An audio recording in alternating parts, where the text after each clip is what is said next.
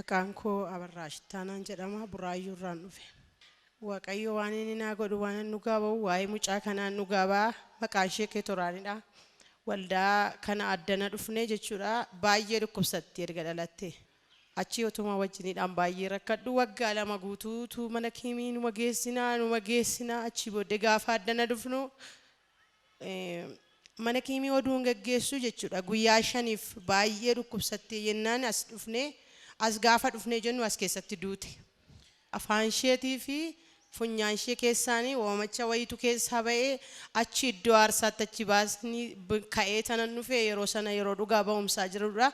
Achi ba'ee gaafan jedhu achi iddoo aarsaa isteejii irra kaa'ii naan jennaan achirra godhee dalga baadhee marreeffa bakka lubbuun keessaa ba'eera fidiin iddoo aarsaa kaa'ee jechuudha.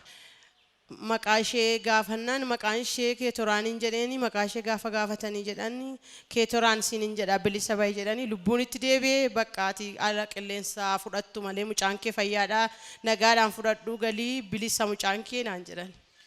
Baay'ee gaddanii namni hundumtuu na duukaa inni kaan bakka aannan iyya waan ta'eef namnis hin gaddee ol kaka'an yeroo dhuga ba'umsaati gati ta'eef namni hundumtiyyuu hin gaddee baqqaachi in boo'innaan jennaan bakka erga lubbuun itti deebi'ee gara alaatti fuunee baane ergasii booddee mucaan kun nagaadhaa waan tokko iyyuu jireenya isheerra hin geenye marfee tokko si waraannanne erga gaafa sanaati Waaqayyoon baay'ee naa galateeffadhaa sabni Waaqayyoon jedha.